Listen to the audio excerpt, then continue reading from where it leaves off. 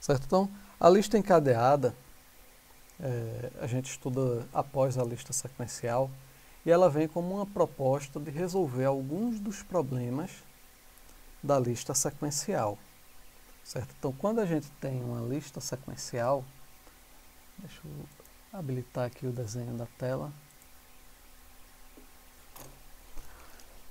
a gente está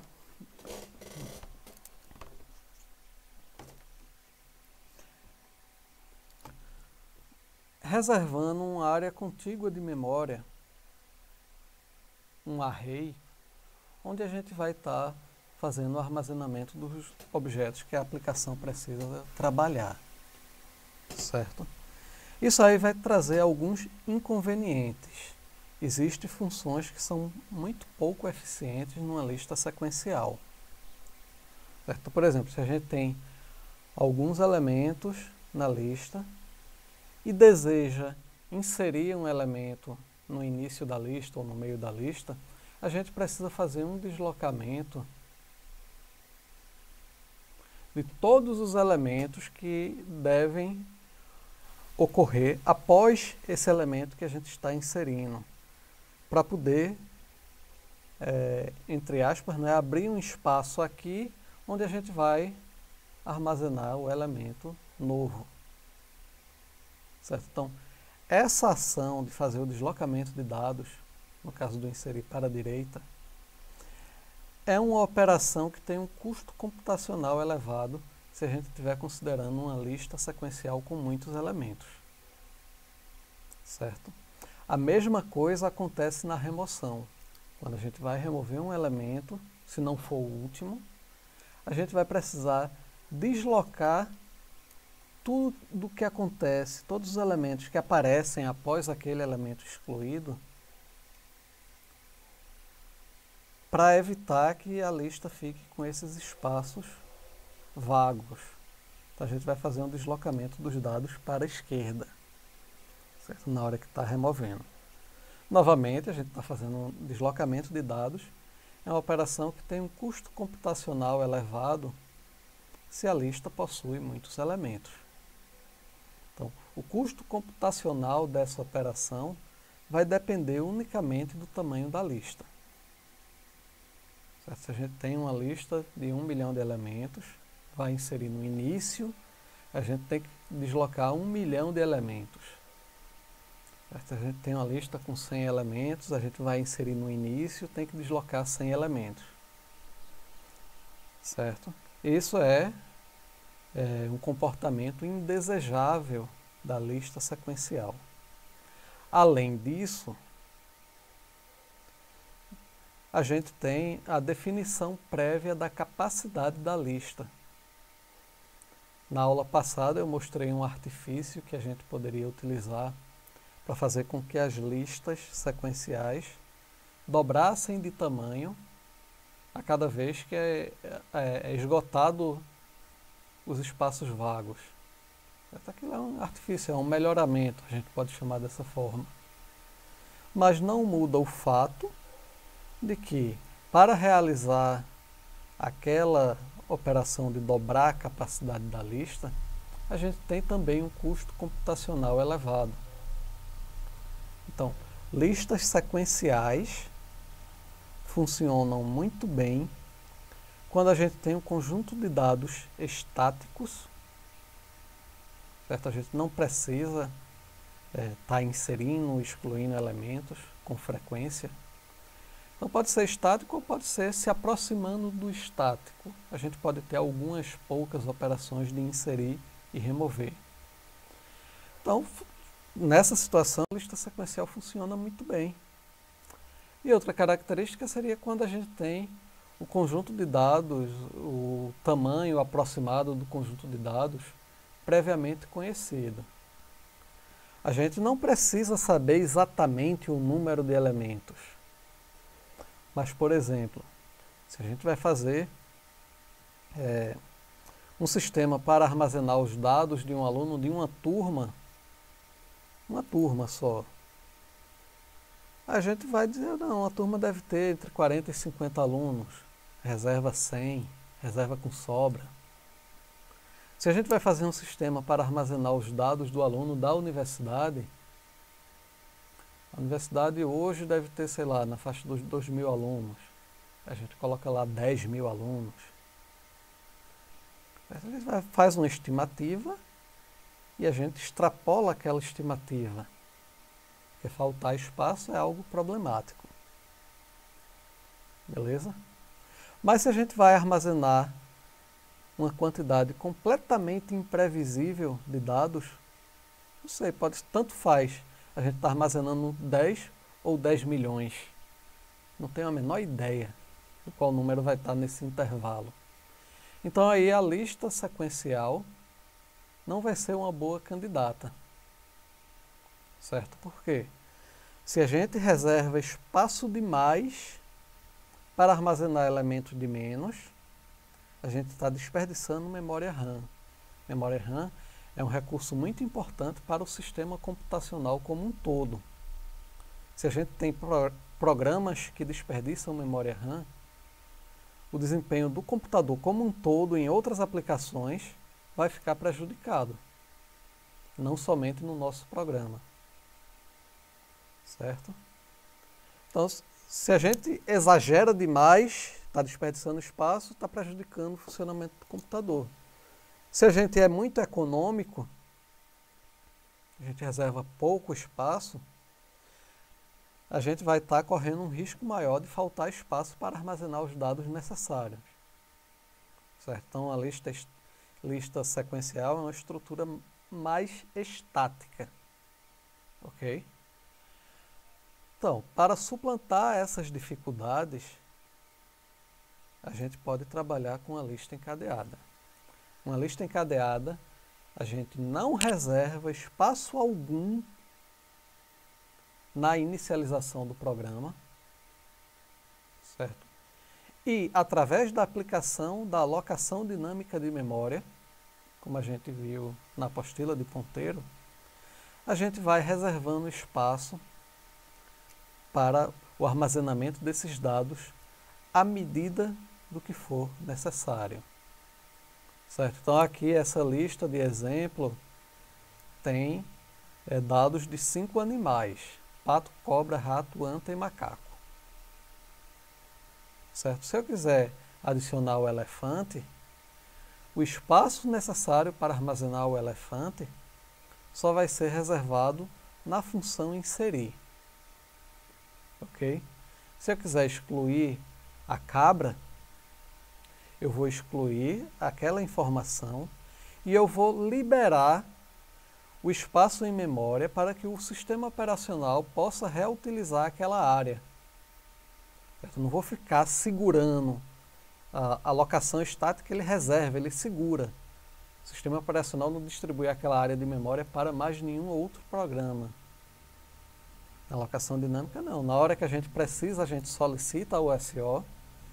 Na hora que a gente não precisa mais daquela memória previamente reservada, a gente libera para que o SO faça bom proveito dela. Ok? Então, é uma estrutura que foi pensada para ser trabalhado com dados dinâmicos. Certo?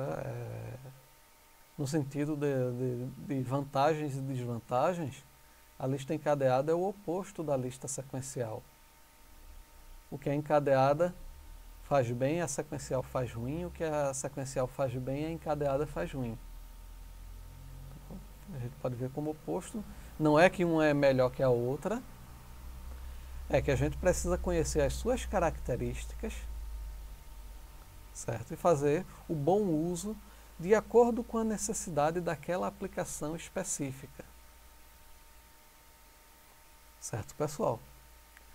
Então, continuando essa parte conceitual, a gente tem uma lista que é construída com dados espalhado pela memória do computador. Okay? A gente está alocando espaço para um elemento por vez, um elemento por insert. Então, quando foi reservado o espaço para armazenar o pato,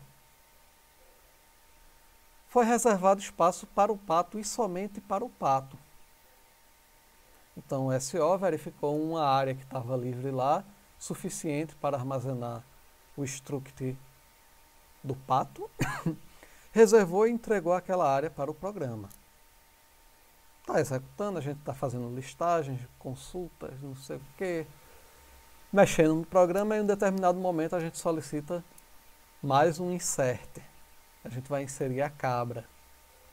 Então, nesse momento, é uma outra operação de solicitação de memória para o SO. É um outro malloc. Então, nesse outro malloc, o SO não vai devolver para o nosso programa uma área de memória contígua. Porque a memória do computador ela está sendo utilizada para várias coisas. Armazenar informações, armazenar dados de variáveis, armazenar um monte de coisa. Então a gente pediu um pedacinho, SO viu, esse pedacinho aqui está livre, toma. O programa continua executando, a memória continua sendo utilizada. Quando eu solicito da próxima vez, pode ser que o espaço esteja lá para frente. Pode ser também que o espaço esteja lá para trás. Determinada área de memória aqui tinha sido utilizado, tinha sido liberado e na solicitação subsequente de alocação de memória estava disponível. Então a SO mandou para cá.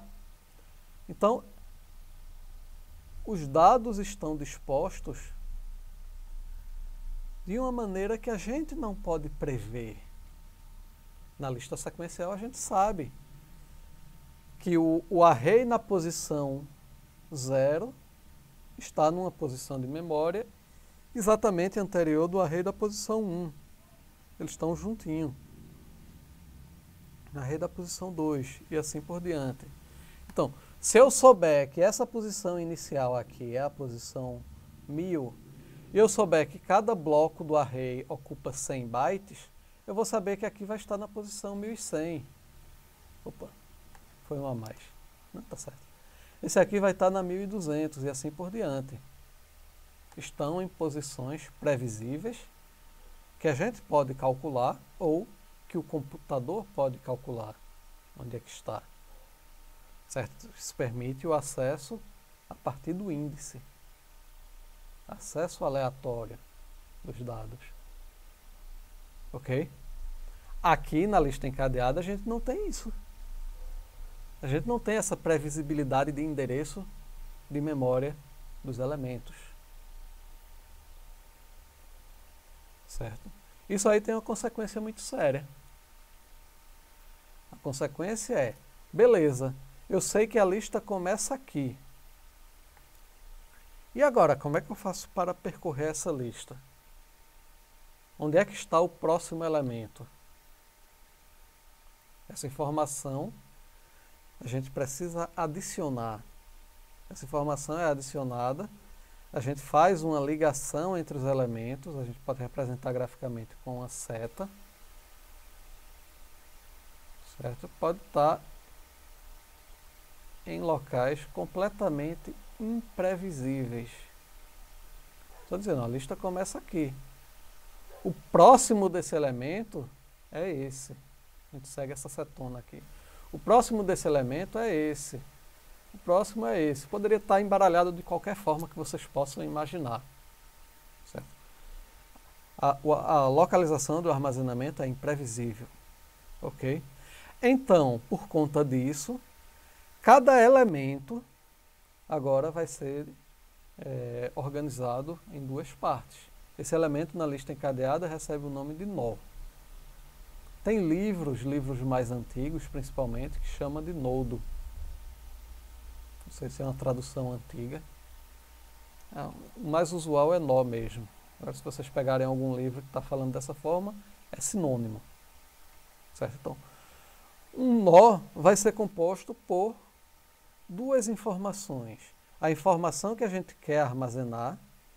Essa informação que a gente quer armazenar pode ser um inteiro, um float, um struct complexo, pode ser uma informação de qualquer natureza, mas a gente vai precisar acrescentar a informação que dá o nome à lista, a informação do encadeamento. O que é a informação do encadeamento? Quem é o próximo elemento desse aqui? Certo? Essa informação, quem é o próximo, é o encadeamento, é implementado por ponteiro.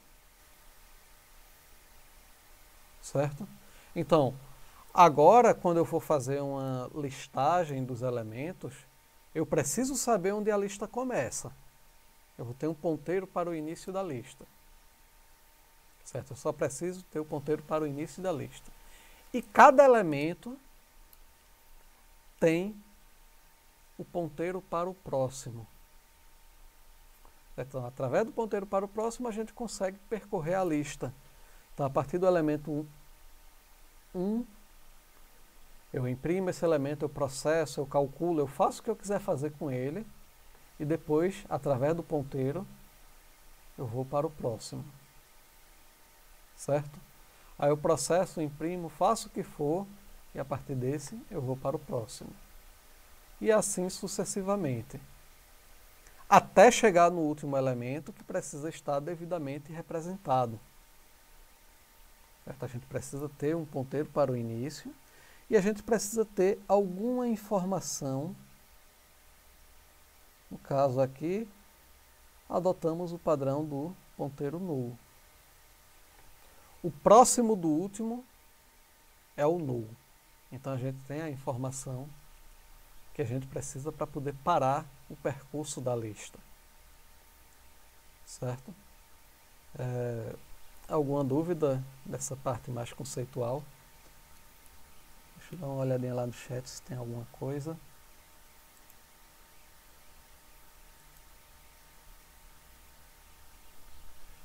E aí, jovens? Até o momento tá tranquilo. Rapaz. Aí só fica complicado na hora de codificar, né? Semana passada estava tranquila a lista sequencial. E hoje a gente está adiando as datas. É sério, pessoal. Isso aqui eu tô brincando, claro. Mas isso aqui, esse entendimento, esse desenho, vocês podem se aborrecer comigo, mas toda aula eu vou estar repetindo. A programação começa com um lápis e papel, fazendo um desenho. Certo? A gente faz um desenho para poder organizar as nossas ideias. Por último, a gente vai escrever código-fonte. Isso é um fluxo normal de programação. Então, bora lá. Eu tinha feito aquele desenho de forma desordenada para representar o que está acontecendo na memória do computador. Mas a gente não precisa representar uma lista daquela forma. A gente vai representar uma lista no formato de uma lista mesmo, uma sequência de elementos. A gente organiza ao longo de uma linha. Certo? Essa informação do encadeamento aqui, esses tracinhos, é aquela representação. A cabra pode estar lá na frente do pato, pode estar lá atrás, se a gente observar o endereço físico da memória do computador. Certo? Mas agora eu vou representar apenas a lista lógica. Ok? Então, na representação da lista lógica, a gente vai ter uma variável, o início da lista, ou a gente pode chamar de cabeça da lista. Certo? A gente vai guardar isso aqui numa variável. E a gente vai ter essa representação ao longo de uma linha. Essa representação aqui de finalização a gente vai implementar com o null. Certo? Então agora, numa lista sequencial, aula passada, se eu quisesse consultar, imprimir, atualizar o elemento na posição 5, então eu iria fazer apenas isso aqui, ó. L dados na posição 5, e aí eu faço o que eu quiser. Se eu quiser atualizar o valor, eu coloco uma atribuição. Se eu quiser imprimir, jogo isso dentro de um print. Beleza? Por quê? A própria natureza do array permite esse acesso aqui. O acesso a partir de um índice. Para chegar na posição 5, para manipular a posição 5, eu não preciso passar pela 0, 1, 2, 3, 4. Eu posso chegar e fazer um acesso direto na posição 5.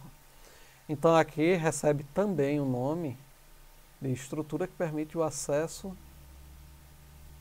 aleatório aos dados, que é uma vantagem da lista sequencial sobre a lista encadeada.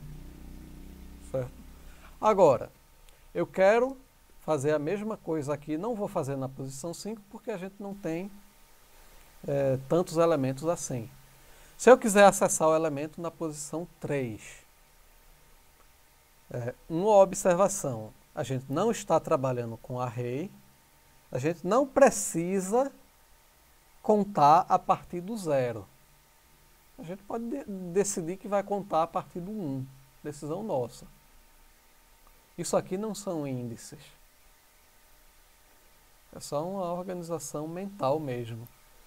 Então, se eu disser, eu quero acessar o elemento na posição 3, eu não tenho nada similar a isso aqui.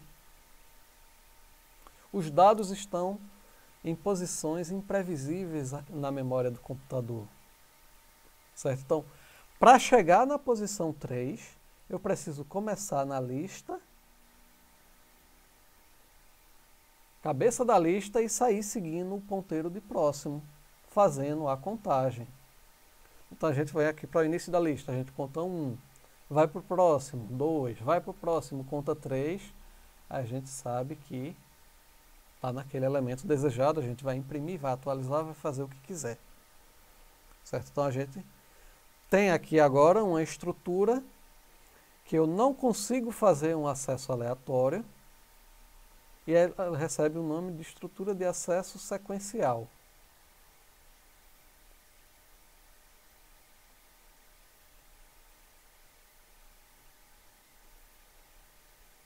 Certo? Para chegar no elemento 3, eu precisei passar pelo 1 e pelo 2. Para chegar no 5, eu preciso passar pelo 1, 2, 3 e 4, até chegar no 5. Por isso que a gente tem o nome sequencial, a gente tem que ir na sequência. A outra, aleatória, a gente pode acessar em qualquer ordem que desejar. A gente pode imprimir o 5, depois vai imprimir o 0, depois imprimir o 11, de acordo com a loucura da cabeça de cada um. Certo? A gente não fica amarrado nessa organização sequencial. Beleza, pessoal? Alguma dúvida até o momento?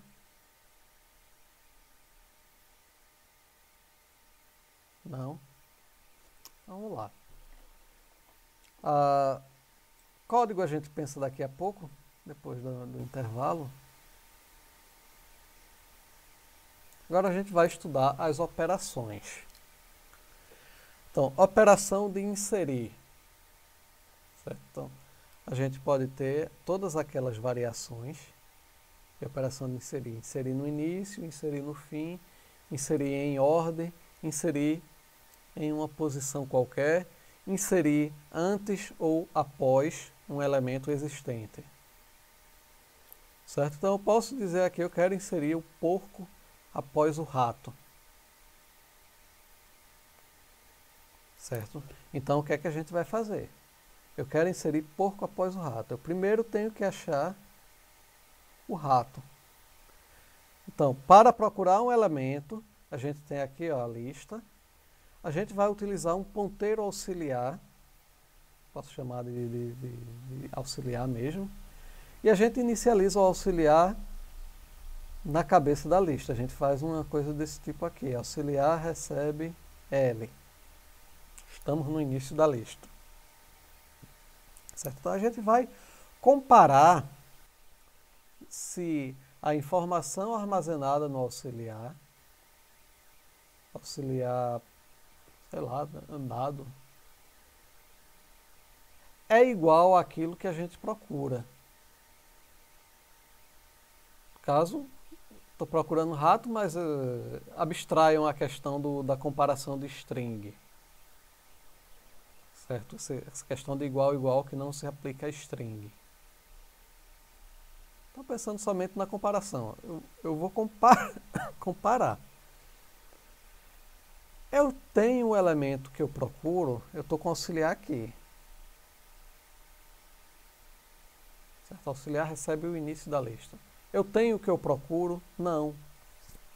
Então eu preciso continuar a procura no elemento subsequente. Certo? Eu tenho que passar o auxiliar para essa posição aqui. Preciso fazer através de um acesso sequencial. Certo? No elemento eu tenho que ir para o elemento subsequente. Então o auxiliar passa para cá. Ok? Ele deixou de ficar ali e veio para cá. Então, se for igual ao que a gente procura, a gente vai ter as linhas de código que a gente quer fazer com aquilo ali. Se não for igual, a gente precisa percorrer a lista. Então a gente vai passar para o próximo elemento. A gente faz algo similar a isso aqui. Auxiliar recebe auxiliar próximo. A gente está caminhando um passo na lista. Estava aqui e veio para cá. A gente coloca isso dentro de uma repetição. A gente vai passando, passando, passando. Aí chegou aqui no elemento que eu quero inserir. Eu quero inserir após esse elemento. Certo? Então o que é que eu vou fazer? Encontrei o elemento. Desvantagem da lista sequencial é vantagem da lista encadeada. Qual é a desvantagem da lista sequencial quando a gente está inserindo numa posição arbitrária? A gente precisa fazer o deslocamento de dados. Não é isso? Lista sequencial, a gente não precisa fazer o deslocamento de dados. Então a gente vai simplesmente alocar espaço em memória para adicionar o novo animal, o porco, que eu quero adicionar após o rato. E a gente só precisa atualizar esses ponteiros aqui. Vou dizer, ó, o próximo do porco é a anta e o próximo do rato é o porco. Certo? Fazendo isso aqui eu desfaço. Eu atualizei esse ponteiro, eu perdi a informação passada. Então, através dessa atualização de dois ponteiros, eu já consigo incluir um outro elemento em uma posição qualquer da lista, sem a necessidade de haver deslocamento de dados. Beleza, pessoal? Alguma dúvida?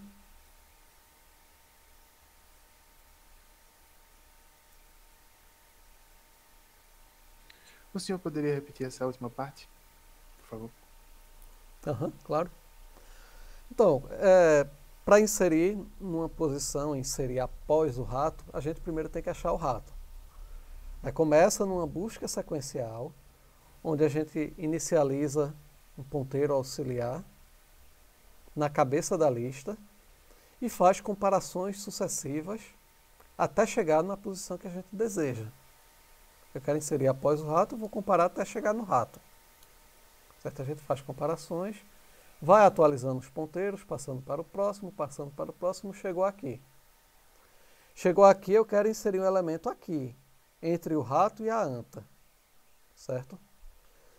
Todos os elementos estão espalhados na memória do computador. Já é a característica natural da lista encadeada. Então, o primeiro passo, o que é que eu faço? Achei a posição, agora vou reservar espaço para esse elemento.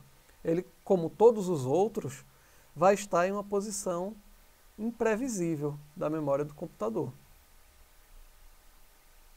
certo? Aloquei espaço, isso aqui é o resultado do malloc. Aloquei espaço, inicializei a variável, coloquei a informação que eu quero guardar, certo?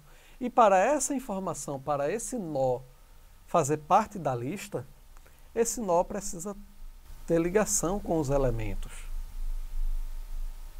certo? Eu preciso, a partir da sequência próximo, próximo, próximo, próximo, chegar nele alguma hora, algum momento. Então, eu quero inserir o elemento aqui, entre os dois. Eu não vou fazer deslocamento de dados, isso aqui não é um array, isso aqui está tudo espalhado. Está tudo espalhado, vai continuar espalhado. Eu só preciso fazer essa ligação. Então, quem é o próximo do rato não é mais anta, o próximo do rato é o porco.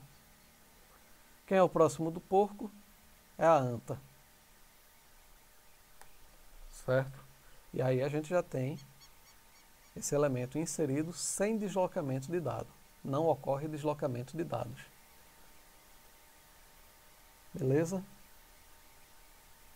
Beleza, obrigado, entendi. Nada. Mais alguém, pessoal? Esse entendimento é fundamental. Certo? A gente não está perdendo tempo se houver necessidade de repetir 2, 3, 4, 5, 10 vezes. A gente está investindo tempo.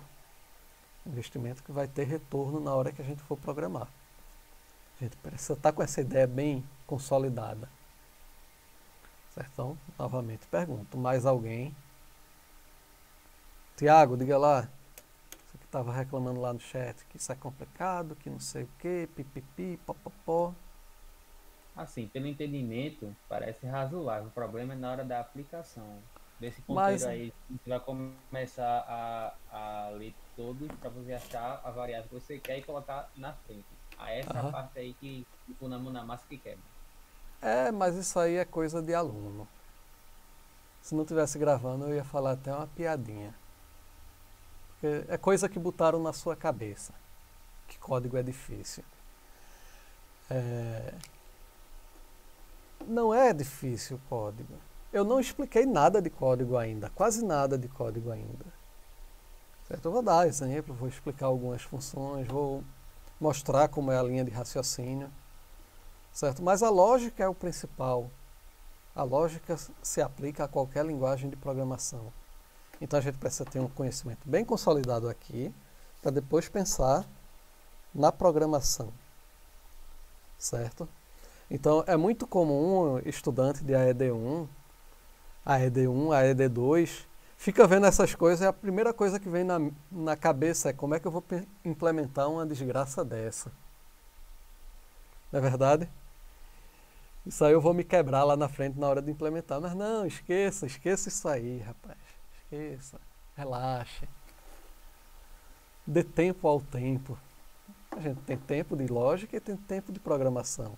Não tente antecipar as coisas, não. Certo? A gente chegará lá. Nem se preocupe. No meu tempo de estudante, eu me lembro, o professor passava o desenho e depois dizia, se vira aí, implemente. O professor não mostrava código, o professor não ia para laboratório, não. E você se virasse e fosse atrás de livro, fosse atrás de monitores. Certo? Mas ainda bem, não é, que as coisas mudam. Ainda bem que as coisas evoluem. Então, eu pelo menos, o meu objetivo em toda disciplina que eu pego é facilitar o entendimento. Não é facilitar passar na disciplina, porque passar é só uma consequência. Passar e reprovar é uma consequência do semestre, né? Eu tento facilitar o entendimento. Eu busco isso. Se eu consigo ou não, aí já é outro problema. Mas essa é a minha meta.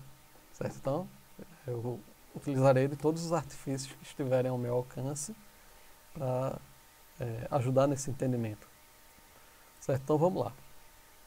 E um dos artifícios que eu acho que é muito benéfico para ajudar no entendimento é fazer essa separação. Separar a lógica do funcionamento da estrutura do código. Certo? Então, vamos tentar entender, vamos relaxar. Não se preocupa com código agora. Daqui a meia hora a gente se preocupa com isso, depois do retorno do intervalo. Certo? Então, a função inserir funciona dessa forma. A gente vai reservar espaço em memória, vai criar essa nova caixinha, e a gente vai fazer a ligação com algum dos elementos.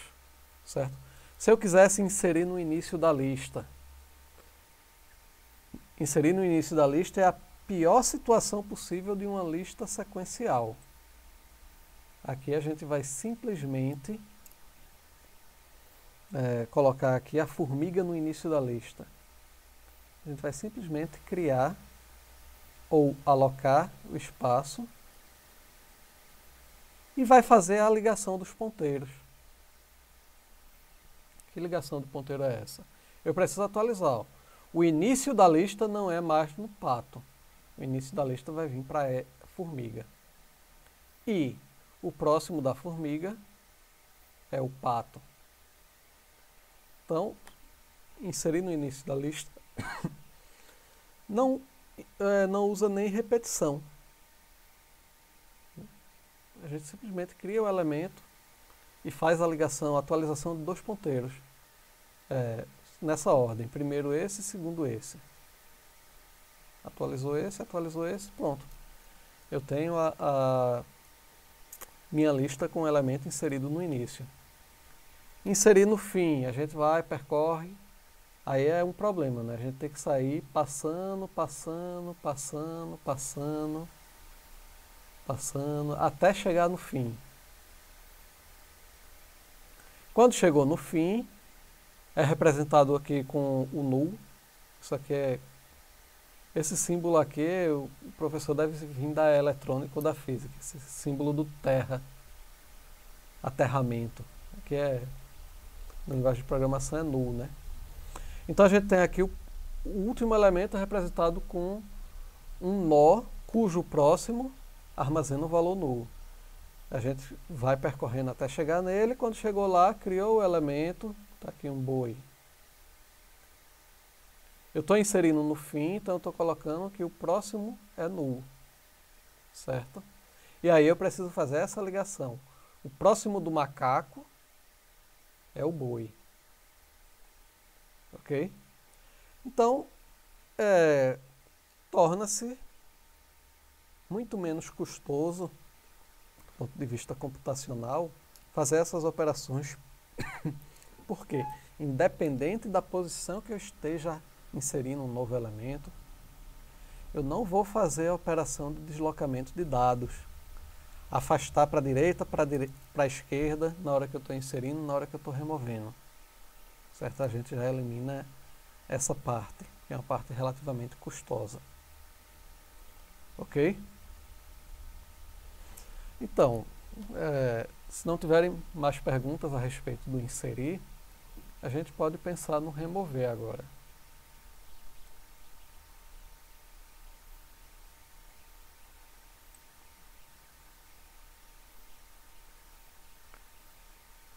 Da mesma forma, de forma análoga ao inserir, o remover a gente pode ter várias necessidades distintas. Eu posso solicitar remover do início, posso solicitar remover o último, posso solicitar remover por um valor.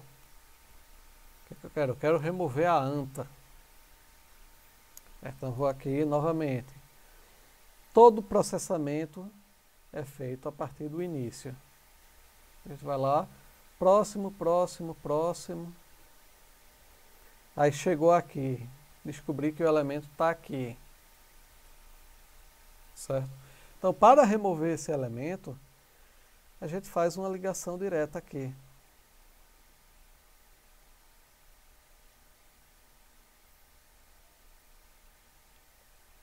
Certo? Fazendo essa ligação, já é suficiente para a lista funcionar como a gente quer. Isso aqui já é suficiente.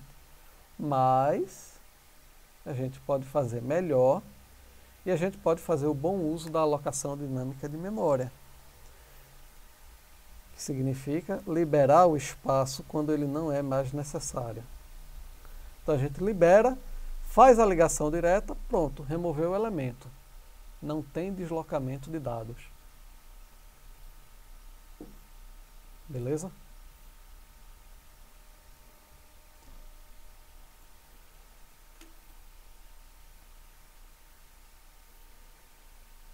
Alguma dúvida, pessoal?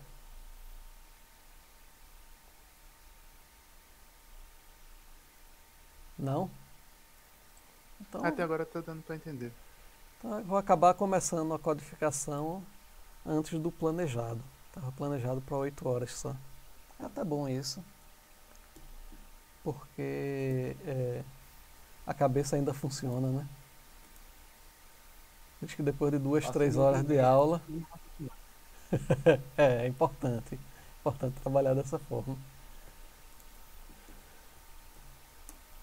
Não chega a 9 não funcionando. 9 horas já pedem cuscuz. Então daqui a pouco de 8 horas a gente dá uma paradinha. Para vocês dá tempo de pegar o cuscuz e ficar comendo enquanto assiste a segunda parte da aula. Para mim, infelizmente, não dá para continuar a explicação comendo cuscuz. Vou pegar aqui só para pegar os arquivos mesmo, para não ter que criar arquivo de novo. Eu vou apagar tudo. Não se aproveita nada desse código. Só isso aqui. Então, novamente, a gente faz um primeiro passo. Era melhor pegar a lista de inteiras. A gente faz o primeiro passo como definição da estrutura básica. O exemplo da lista encadeada vai ser em cima da lista de números inteiros, mas pode ser trabalhando com qualquer tipo de dado que a gente quiser.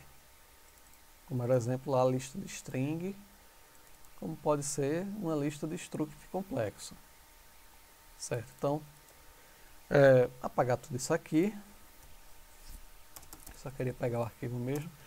Então a gente tem aqui a construção da lista, que é feita em cima da construção do tipo base. Certo? A primeira coisa que a gente vai se preocupar é isso.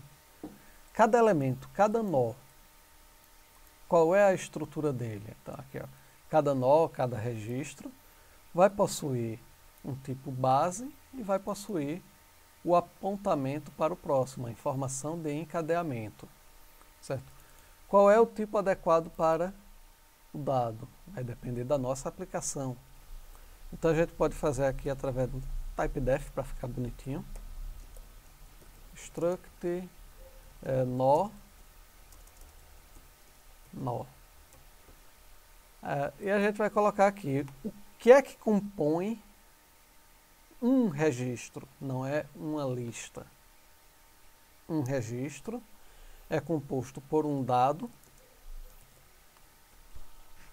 certo? Então, esse tipo int aqui pode ser qualquer coisa. E a gente precisa ter aqui também a informação de encadeamento. Eu já tinha adiantado para vocês que isso vai ser feito através de ponteiro. Certo? Então, esse ponteiro aqui aponta para quê? Ele aponta para um número inteiro, ele aponta para um string, ele aponta para o que, afinal?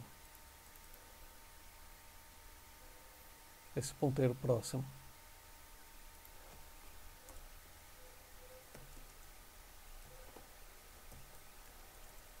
Alguma ideia?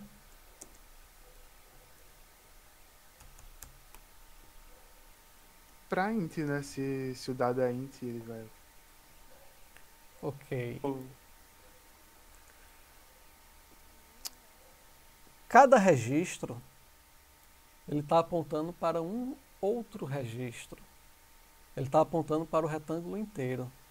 Não está apontando lá para dentro somente para a estrutura, para o dado. Ele está apontando para tudo, para o retângulo completo. Certo? Então, cada nó da lista encadeada é composto por um valor e um ponteiro que aponta para o próximo nó. Certo? Beleza? Então aqui é um ponteiro do tipo struct nó. Eu não posso utilizar somente um nó aqui, eu estou definindo o tipo nó, mas aqui dentro dessas chaves, o nome nó ainda não está disponível, então a gente precisa utilizar o nome completo, struct nó.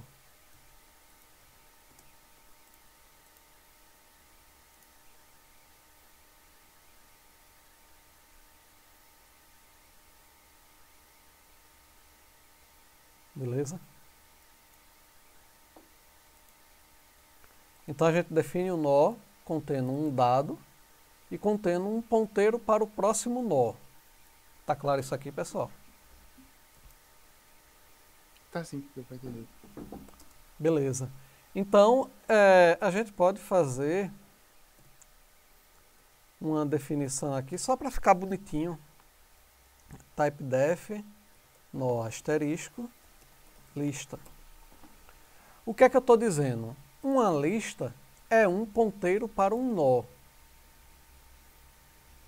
Certo? É só para não ficar usando isso direto. Fica mais limpo a definição. Como assim fica mais limpa a definição? Uma possibilidade do método inserir. Eu posso dizer que inserir recebe uma lista L e um valor N. E retorna a lista modificada após a inserção daquele elemento. Certo? Então fica mais legível assim. Recebe uma lista, retorna uma lista. O que é uma lista? Uma lista é um ponteiro para um nó. Certo? A gente pode fazer as variações, inserir início, inserir no fim, inserir numa posição. Inserir início, fim, posição, inserir em ordem. Algumas variações. Ok?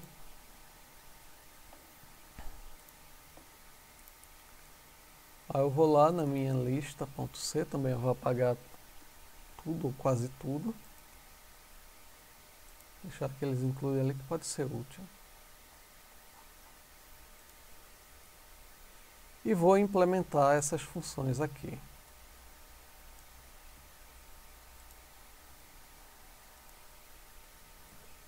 Vou lá no meu main e vou fazer a declaração da lista.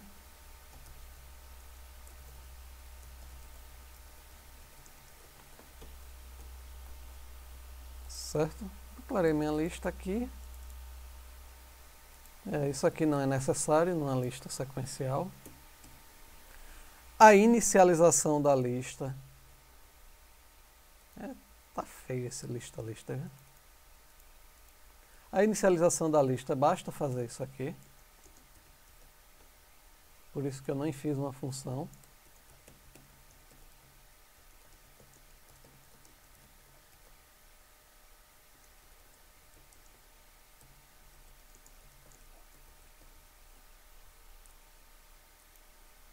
Certo?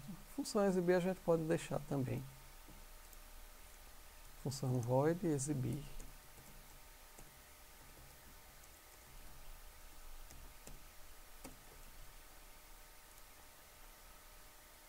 Exibir as opções, depois a gente vê aí. Valor, inserir na lista o valor. Vai ter que escolher, né? Inserir fim, inserir início, que é mais fácil. Exibir, o remover não vou fazer agora.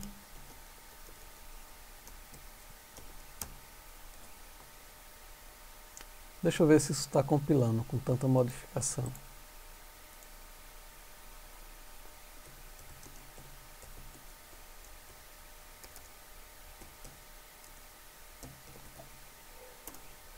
Eita!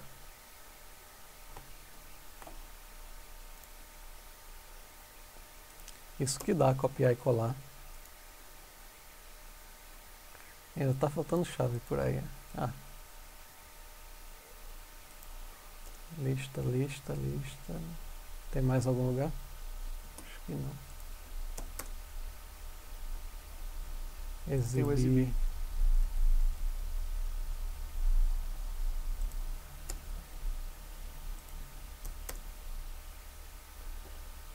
Certo, isso aqui é porque não está implementado. Vai dar erro mesmo. Essas funções ainda não existem. Então não há nada a se preocupar. Então, inserir no início e exibir para fazer o teste. Depois a gente se preocupa com as outras. E o pior é que só dá para testar quando tiver as duas, né? Inserir no início. Então, programação começa com um desenho. A gente tem uma lista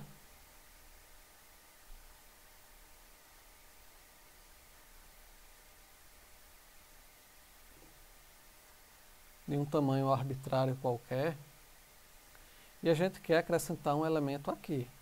Então, eu tenho o ponteiro para o início da lista, o meu L está aqui, certo? Então, o que é que eu quero fazer? Eu vou criar um novo elemento, vou inicializar esse novo elemento, vou preencher a informação, e agora eu quero fazer a ligação para que esse novo elemento seja o início da lista. Então, eu vou precisar fazer isso aqui, essas duas atualizações de ponteiro. 1 e 2. Eu preciso dizer, o próximo desse cara aqui é esse. Quem era o primeiro vai passar a ser o segundo. Vai ser o próximo do primeiro. Certo? E eu tenho que dizer, a lista agora começa aqui. São essas duas atualizações de ponteiros. Certo? Então, melhor dizendo, eu vou renumerar. Primeiro, a gente vai alocar espaço, criar a caixinha. Segundo, a gente vai inicializar. Terceiro, a gente vai fazer a ligação entre o novo elemento e o início da lista. E o quarto, a gente vai atualizar a variável do início da lista. São esses 4 passos. Certo? Então, primeiro,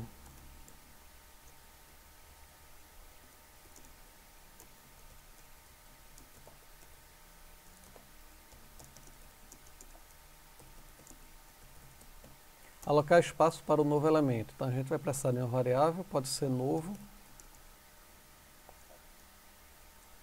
lista. Lista novo vai ser igual a malloc size of nó. Ficou feio. Ficou bonitinho não.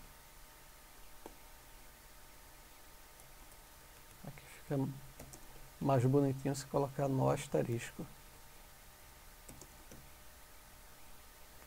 Beleza? Reservando o espaço necessário para um struct nó. Isso aqui.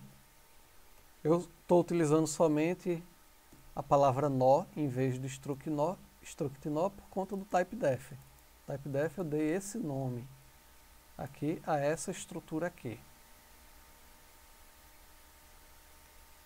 Certo? Então posso utilizar somente o nó. Segundo passo, inicializar o valor do novo nó.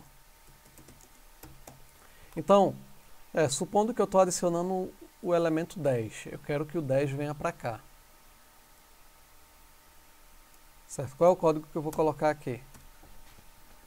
Por favor, me ajudem aí sem vergonha de falar errado, para participar mesmo. Porque na hora que vocês forem programar, vai ter que programar sozinho, é melhor programar agora.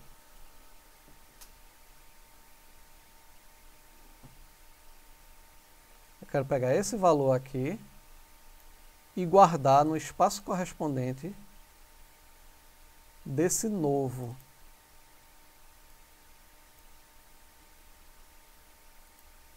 Bora lá? Cadê? Ninguém escreveu nada no chat. Bora, bora, bora, bora, bora, bora, bora.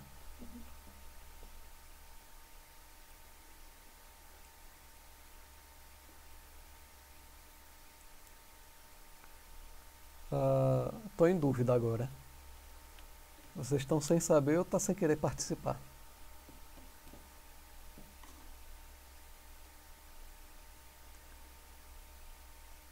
Ah, certo. Olha só, eu dividi aqui em 4 passos. Primeiro passo, alocar espaço para um novo elemento. Feito aqui. Segundo espaço, eu estou inserindo no início. Eu quero preencher a informação aqui nesse novo elemento que foi criado. Então, supondo que eu estou inserindo o elemento 10 nessa lista. O que eu quero fazer? Criei espaço. Isso foi o passo 1. Agora eu quero pegar o 10 e jogar para cá.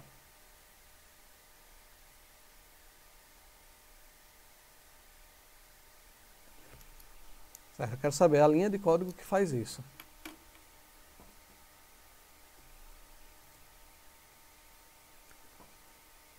Conseguiu escutar agora?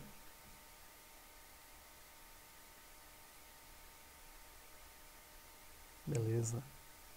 Então bora lá, bora tentar aí. Essa participação é importante para mim, para poder saber se o entendimento está sendo construído ou não.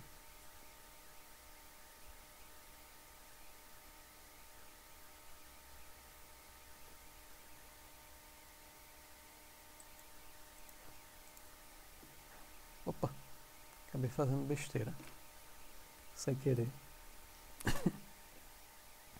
Para dar continuidade, precisaria de uma condicional, professor? Não, essa não. Eu tenho a lista aqui, que já está construída, a lista L. Primeiro passo é criei o novo elemento. Eu tenho aqui novo. Certo? O segundo passo é inicializar esse elemento. Então eu tenho aqui ponteiro para novo aqui, certo? Eu preciso pegar esse parâmetro aqui que foi passado para a função e armazenar aqui. Certo? É simples. Vê só se não faz sentido. Novo dado recebe n. Estou inicializando essa área aqui do struct novo que foi criado no passo anterior. Beleza? Beleza, deu pra entender. Eu tava pensando em coisas bem mais difíceis sobre como seria. Nada, rapaz. Tô dizendo, relaxa, rapaz. A programação é relaxada, não é difícil não. Eu pensei na atribuição simples, só que eu não estava lembrando de apontar para o dado. Aí ia dar errado. Aham. Certo, beleza. Terceiro passo que eu coloquei foi fazer essa ligação aqui.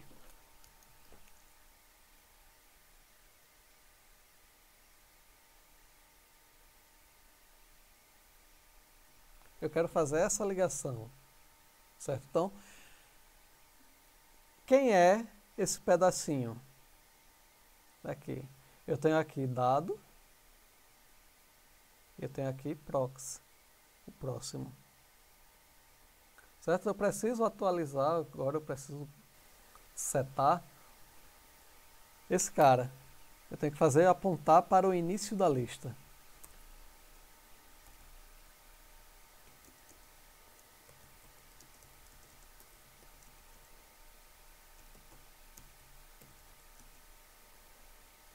Do novo elemento para o início da lista antes do insert. É início antes do insert, né? É o que era início da lista. E aí, como é que fica?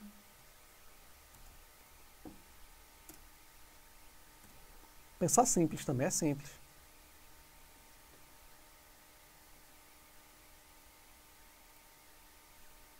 ponteiro para a lista L.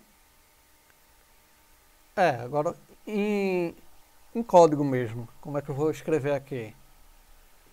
Quem é essa variável? Essa variável Eu é acho que seria o novo, que aponta para próximo, recebendo o ponteiro da lista L. exato. E por último, eu tenho que atualizar o início da lista. Ô, professor, uma dúvida que eu acho que se foi falado eu acabei Fica à vontade. meio desligado e não percebi. No caso, o parâmetro lista L seria o ponteiro, Isso. É porque aqui, ó, mas não teria que ter o asterisco. exato. Mas olha aqui, ó. Aqui foi feito um type def para que a lista, a palavra lista, faça referência ao tipo ponteiro para um nó. Já é um ponteiro por conta do type def. Muito boa essa pergunta. Entendeu? Agora entendi. Certo, e agora eu quero atualizar o início da lista.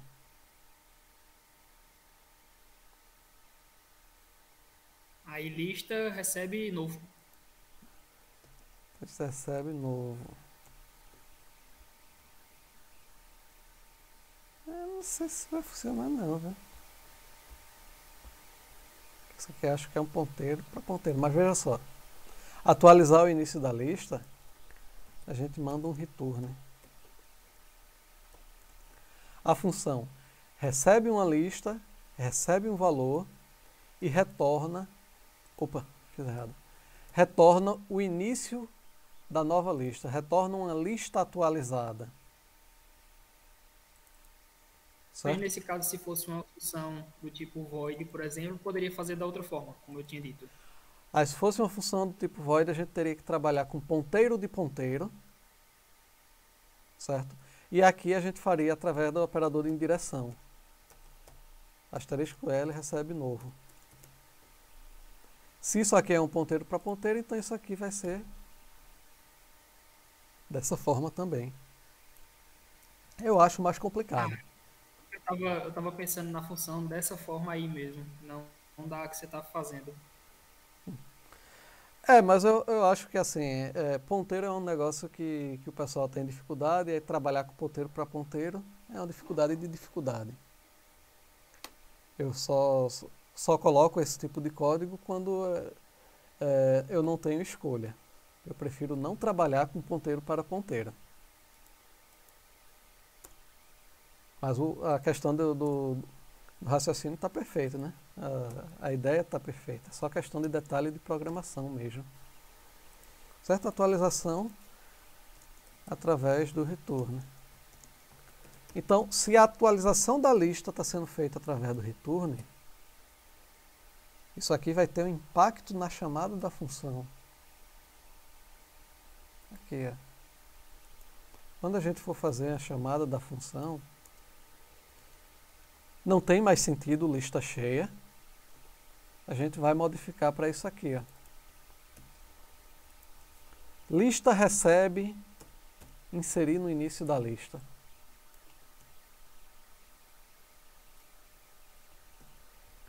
Certo? Porque a lista atualizada foi retornada pela função e esse valor foi utilizado para atualizar a variável lista aqui na main.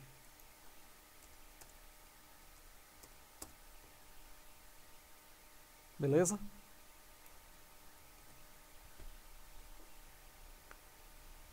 Beleza. Alguém tem alguma dúvida? Não? Então vamos lá, mais um é exibir para a gente poder testar. Exibir eu acho que já está lá. Exibir. Programação, como sempre, começa no desenho. Então eu tenho aqui uma lista. Eu não tenho mais o acesso aleatório através do índice do array. Eu não tenho a menor ideia de qual seja o tamanho dessa lista. Certo? Ela simplesmente é uma sequência de nós não tenho ideia de tamanho. E o último elemento, ele aponta para o null. Tem aqui L. Vou colocar aqui alguns valores. 4, 6, 8, 10. Certo? Eu quero exibir todos esses valores. Então eu vou pegar e fazer o uso de um ponteiro auxiliar. Vou declarar, o primeiro passo, declarar e inicializar o ponteiro auxiliar aqui. Certo? Então, esse auxiliar aqui, eu vou imprimir esse valor, eu imprimo o 4 e passo para o próximo. Quando o auxiliar chega aqui, auxiliar que está passando para o próximo, eu vou imprimir o 6 e passa para o próximo. Imprime o 8 e passa para o próximo. Imprime, imprime, imprime, imprime. Imprimiu o 10, passa para o próximo. Chegou no null, eu sei que a lista está finalizada. Então eu interrompo a repetição. Certo? O null ele não imprime. Ok? Então isso aqui é a lógica de percurso na lista.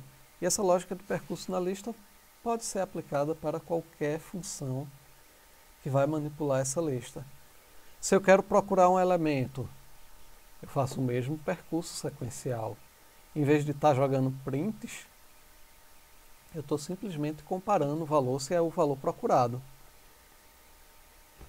Certo? Então, exibir a lista. Ponteiro auxiliar. Eu posso fazer através de lista, eu posso fazer através de nó asterisco. Isso é sinônimo.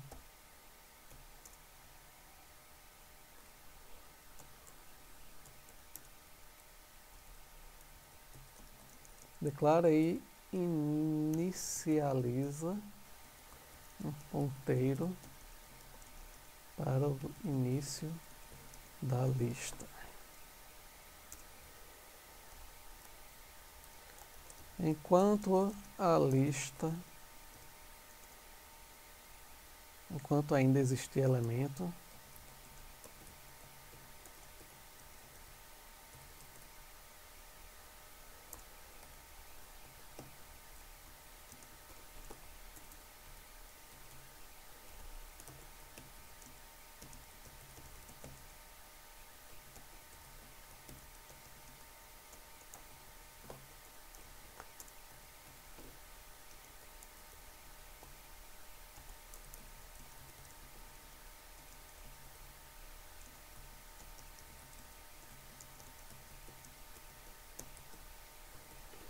então, enquanto houver elemento, a gente vai imprimir o valor do elemento e a gente vai fazer com que o auxiliar aponte para o seu próximo. Isso aqui é equivalente a dar um passo. Um passo na lista. Certo? A gente tem essas três coisas que a gente precisa resolver. Vou colocar aqui uma numeração. Deixa essa numeração aqui. 2, 3 e 4. Aceito código de qualquer uma dessas três. Quem é que vai fazer aí a condição 2? Quem é que vai fazer aí o comando do 3? Quem é que vai fazer o comando do 4? Bora lá?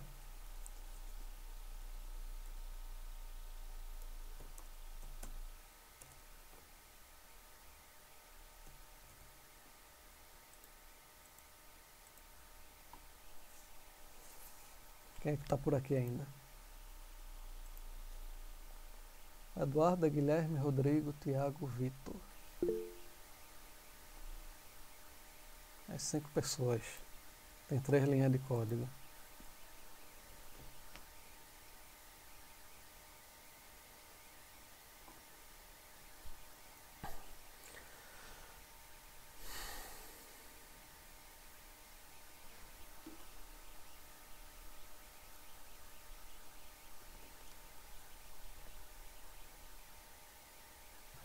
Pessoal, a gente poderia colocar, por exemplo, no while ao x diferente de null? Um momento. Quem foi que falou? Né? É só para Vitor. Certo. O X diferente de novo. É só para controlar aqui que tem 3 linhas de código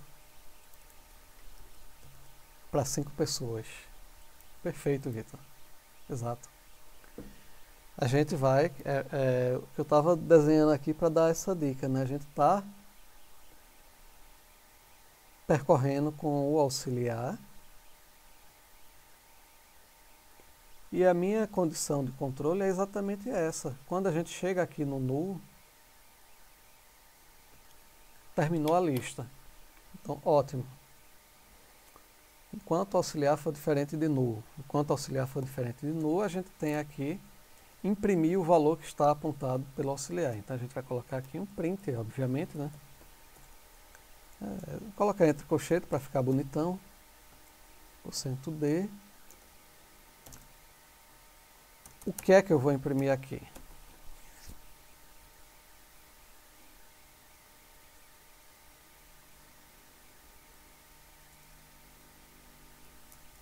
Acho que imprime ao X apontando para o dado.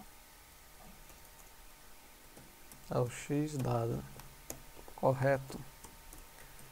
E aí eu preciso fazer esse passo.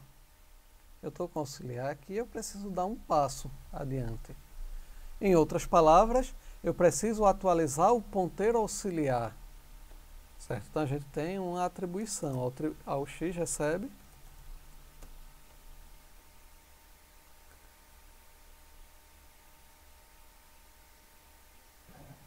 recebe ele mesmo apontando para o próximo. Recebe o próximo dele. Ok. Opa. Correto. Então,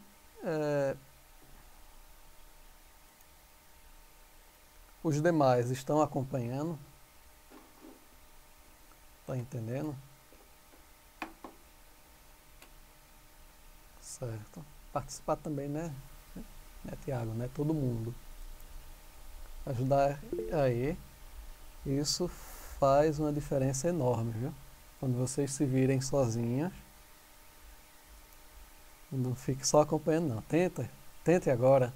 Até se errar agora. É melhor errar agora. Esse erro agora vai ser acompanhado de uma explicação minha por que aquilo está errado. É diferente de você errar em casa e não ter a menor ideia por que aquilo está errado. Certo? Então, isso aqui é conversa, Tiago. Esse assunto em especial, todo mundo está começando hoje. Então, não depende do assunto da aula passada, não. Então, tente participar. Beleza, pessoal? Então agora a gente vai compilar. Compilou de primeira. Olha só. Muito bem, viu? Executar. Exibir a lista vazia. Lista vazia, inserir 10. Exibir.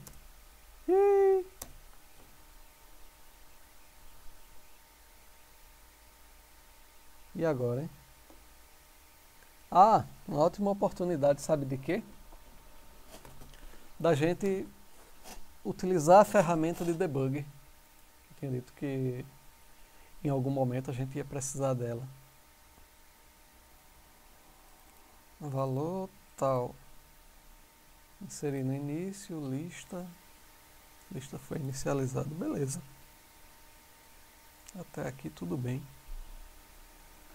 Deixa eu só ver aqui o... Certo, isso aqui está errado. Eu tinha até corrigido isso, mas quando eu fui fazer aquela explicação da atualização do ponteiro, eu esqueci. Mas vamos deixar errado.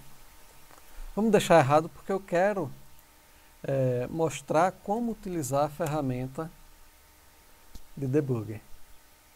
Certo? Então, inicialmente a gente vai compilar com a opção "-g", que essa opção "-g" inclui no código compilado a tabela de símbolos. Certo? Compilou da mesma forma. A gente pode executar da mesma forma. A gente não está vendo diferença do programa. Mas a gente agora pode também executar esse programa pelo GDB. Ele é um debugger de linha de comando do GCC, é da mesma família do GCC. Então, eu aciono através do GDB, passando o nome do programa, não é .c, é o executável, com a tabela de símbolos que foi incluída com a opção "-g". Então, ele vai inicializar. Está aqui parado. Certo? Então, eu quero inspecionar a função inserir. Inspecionar o que é que está acontecendo. Certo? Então, o que é que eu vou fazer? Eu posso colocar um ponto de parada já aqui na função main, ou eu posso colocar um ponto de parada lá na lista, no inserir início. Eu vou colocar um ponto de parada no inserir início. Ponto de parada é breakpoint. Certo? Coloquei um break no início. Certo? Eu posso colocar também para que se exiba valores. Posso colocar aqui um display. Display. Eu vou colocar para exibir o L. Ou melhor dizendo, é lista. Lista não é L, não. Problema nenhum. Isso aqui não é problema nenhum. Está dizendo que está tentando acessar uma variável que está fora do contexto. Porque o programa não está rodando ainda. Essa variável ainda não foi criada. Certo? Então agora eu vou iniciar a execução do programa. Eu estou rodando. Certo? O programa executa normalmente. Se eu solicitar exibir, ele vai exibir normalmente. Lista vazia. Se eu mandar fechar, ele vai fechar normalmente. Agora, quando eu coloco a opção 1, certo? Aí o que é que vai acontecer? Vai entrar aqui, digitar o valor, e quando acontecer a chamada de função, quando chegar aqui nesse ponto, então, nesse ponto o programa vai parar, para a gente poder fazer a inspeção linha a linha, porque eu coloquei o breakpoint lá. Aqui, estou digitando o valor normalmente, mesmo valor 10, certo? Aqui chegou no breakpoint. Depois que eu digitei o 10, ele entrou aqui. Aí quando chega no breakpoint, observem, eu tenho o código da próxima linha que vai ser executada, não é a linha atual. Certo? Então eu posso inspecionar a variável novo. Isso aqui é o que? O endereço de memória, isso é um ponteiro. Eu posso ir além, inspecionar novo dado, display.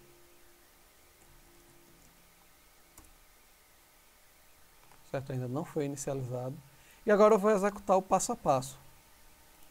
Então passo a passo, next. Next é o step. Não lembro agora. Certo? Então, aqui, ó, a linha que foi executada foi a linha do malloc. Malloc já foi executado e a gente está aqui. Essa é a próxima. Essa ainda não executou. Certo? Então, como resultado do malloc, eu tenho um endereço de memória para o ponteiro novo. Esse espaço foi reservado. Isso aqui era valor não inicializado. Era algo que não tinha sido inicializado. Então agora foi inicializado. Aí eu vou aqui setinha para cima, volto o último comando, next novamente.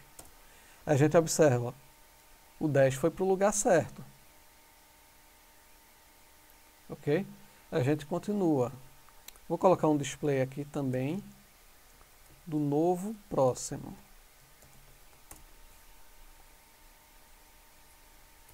Vou para o next. Certo? O próximo agora é o null. Null é o ponteiro 00. E agora eu tenho essa linha que está errada.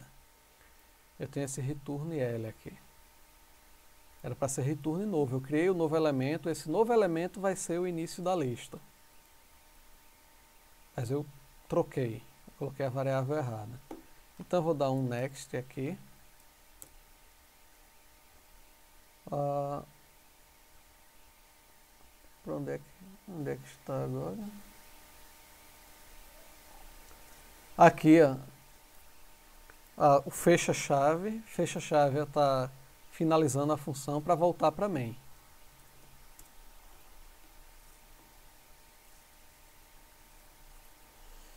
Então voltou aqui para main.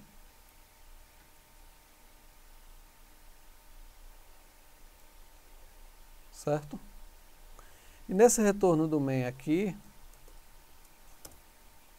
a gente observa que a lista não foi inicializada. O valor que deveria voltar não veio. Então a gente sabe qual é a parte do código que está com erro. Corrige aquele erro. Para finalizar o GDB, a gente não precisa finalizar o programa. É só fechar. Então corrigir o erro. Executar direto. Inserir o 10.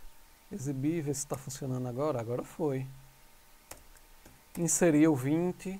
Lembrando que a gente está inserindo sempre no início. Então vai ficar 20 e 10.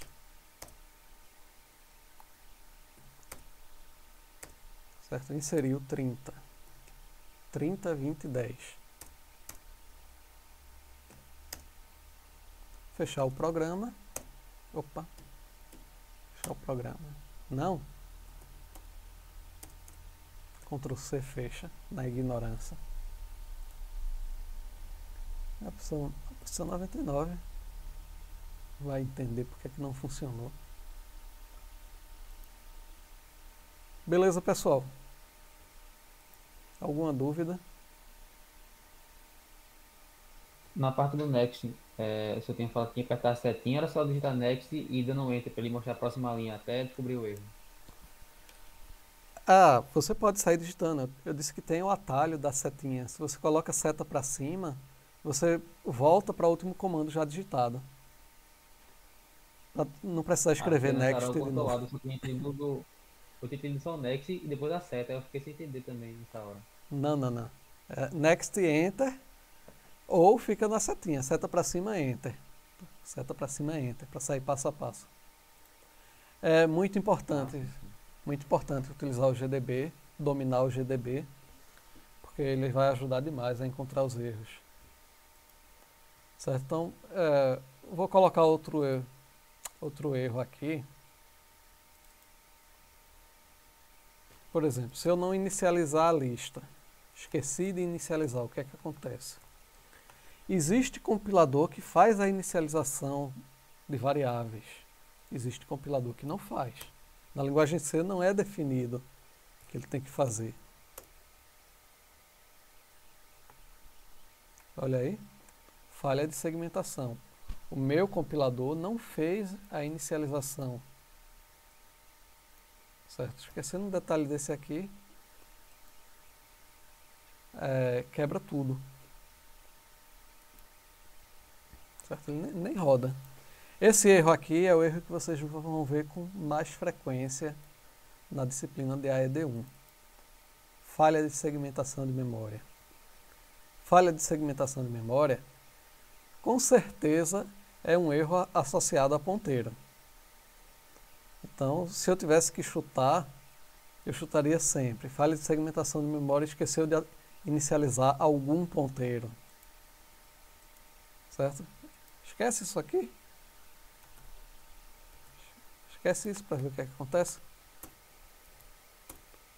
Tá funcionando, ó, legal. Funcionou, não foi? Exibiu tal. Até chegar na parte dele. Não, tá, já passou por ele. Inseri o 10 de novo.